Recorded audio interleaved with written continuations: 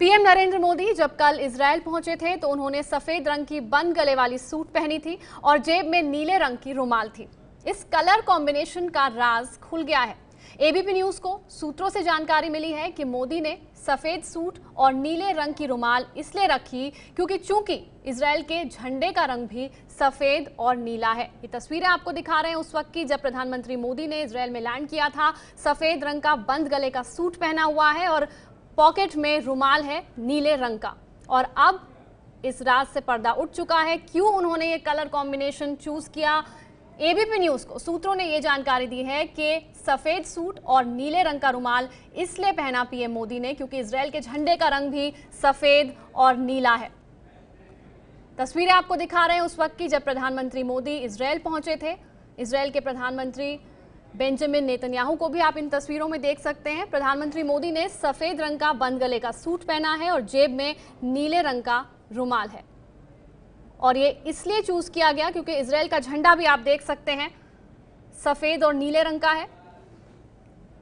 सफेद रंग का झंडा, उस पर नीले रंग की दो पट्टियां और बीच में एक स्टार।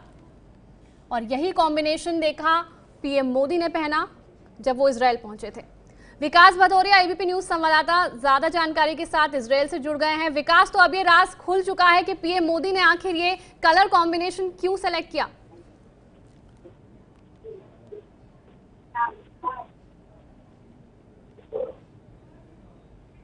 विकास, मेरी आवाज अगर आप सुन पा रहे हैं तो मैं आपसे ये जानना चाहूंगी कि क्या संदेश देने की कोशिश की गई प्रधानमंत्री मोदी के ड्रेस कोड के जरिए।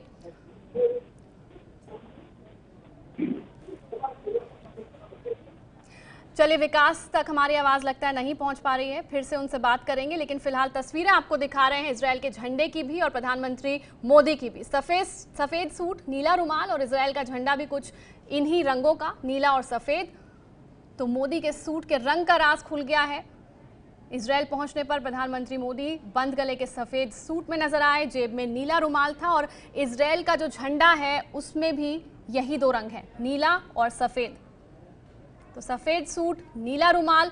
विकास भदौरिया जुड़ गए हैं इजरायल से हमारे साथ, ज्यादा जानकारी दे रहे हैं, उनसे बात करते हैं। विकास, क्या संदेश, क्या मैसेज देना चाह रहे थे प्रधानमंत्री मोदी नीले रुमाल और सफेद सूट के साथ।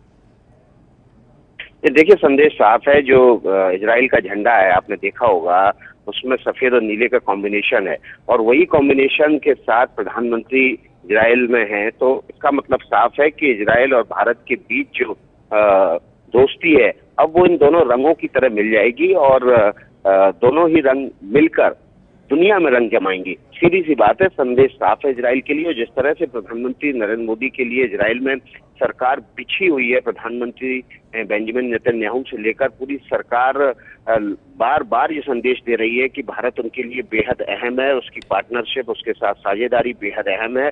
और ये साझेदारी आपको दोपहर में जब ज्वाइंट प्रेस कॉन्फ्रेंस होगी उसमें भी दिखाई देगी, क्योंकि स्पेस को लेकर 3 साझा समझौते होने वाले हैं और इसमें एक समझौता बेहद महत्वपूर्ण है। ओफेक रडार जो कि तकनीक है इजराइल के पास, वो भारत को समझौते के तहत देगा। हालांकि इसमें प्रोसीजर में थोड़ा सा और टाइम लगेगा, लेकिन आज उसका समझौता हो जाएगा। इस रडार की खासियत ये है कि ये रडार सैटेलाइट के जरिए तस्वीरें लेता है, वीडियो बनाता है और इन तस्वीरों की जो क्वालिटी होती है, उसका जो रेजोल्यूशन होता है, बहुत हाई रेजोल्यूशन होता है और इतना जबरदस्त रेजोल्यूशन होता है कि जूम करने के बाद इंसान की शक्ल तक पहचानी जा सकती है। तो सैटेलाइट के जरिए अगर जमीन पर कोई इंसान है उसकी शक्ल तक पहचानी जा सके, इस तरह का रडार वो भारत को दे रहा है। और ये भारत की से सटी हुई पाकिस्तान और चीन सीमा के लिए ये बेहद अहम है, क्योंकि एक एक मूवमेंट न केवल इंसान का, आतंकवादियों का, सेना का, बल्कि हथियारों का भी मूवमेंट इस रडार के जरिए, सैटेलाइट के जरिए देखा जा सकेगा। इसके अलावा साइबर सिक्योरिटी पर भी इजराइल और भारत के बीच एक बड़ा समझौता होने वाला है। अभी तक दुनिया में व्हाट्सएप की जो मैसेजेस हैं उनको पढ़ने के लिए सॉफ्टवेयर है, वो या तो अमेरिका के पास है और दूसरा इजराइल के पास है। इजराइल ये सॉफ्टवेयर भारत को दे सकता है, इसके लिए एमओयू हो सकता है, समझौता हो सकता है। और अगर ये सॉफ्टवेयर भारत को दिया जाता है तो निश्चित रूप से कश्मीर में जहां पर आतंकी और पत्थरबाज व्हाट्सएप मैसेजेस के जरिए साजिश रचते हैं आतंकी घटनाओं की और पत्थरबाजी की, वहां पर एक बड़ी राहत भारत को मिलेगी। हालांकि व्हाट्सएप मैसेजेस के जरिए न केवल कश्मीर में बल्कि दुनिया भर में भारत के खिलाफ अगर कोई सस्पेक्ट है तो उसके मैसेजेस पढ़े जा सकेंगे और ये भारत की सुरक्षा एजेंसियों के लिए एक बहुत बड़ा तोहफा होगा। तो स्पेस में साइबर सिक्योरिटी में इसके अलावा इजराइल एक साइबर सिक्योरिटी का आर्किटेक्चर मैकेनिज्म बनाएगा भारत के लिए और उसके तहत समय समय पर भारत को जो जरूरी सॉफ्टवेयर या जरूरी जो भी सुविधाएं चाहिए होंगी वो इजराइल अवेलेबल कराता रहेगा। तो ये जो बड़ा समझौता आज होने जा रहा है, इसके अलावा पानी को लेकर, वाटर ट्रीटमेंट को लेकर और सिंचाई को लेकर भी जो समझौते होने जा रहे हैं, कृषि पे जो समझौते होने जा रहे हैं, वो इस बात को दिखाते हैं कि अब दोनों देश अलग अलग आइडेंटिटी नहीं है। भले ही भारत के फिलिस्तीन को लेकर अपने स्टैंड हो, लेकिन वो इजराइल के साथ भी उतनी गहरी दोस्ती रखना चाहता है। इजराइल ने भी साफ कर दिया है कि उसका जो एशिया में सबसे बड़ा दोस्त है अब वो भारत है और इसलिए यहाँ की सरकार हर वक्त, हर समय, हर बैठक के दौरान ये मैसेज दे रही है कि भारत और इजराइल की साझेदारी अब बहुत दूर तक चलेगी। जी विकास, बहुत बहुत शुक्रिया आपका इस पूरी जानकारी के लिए। तो कई अहम समझौतों पर हस्ताक्षर किए जा सकते हैं, चाहे वो साइबर सिक्योरिटी हो या फिर अंतरिक्ष। ये है एबीपी न्यूज, आपको रखे आगे।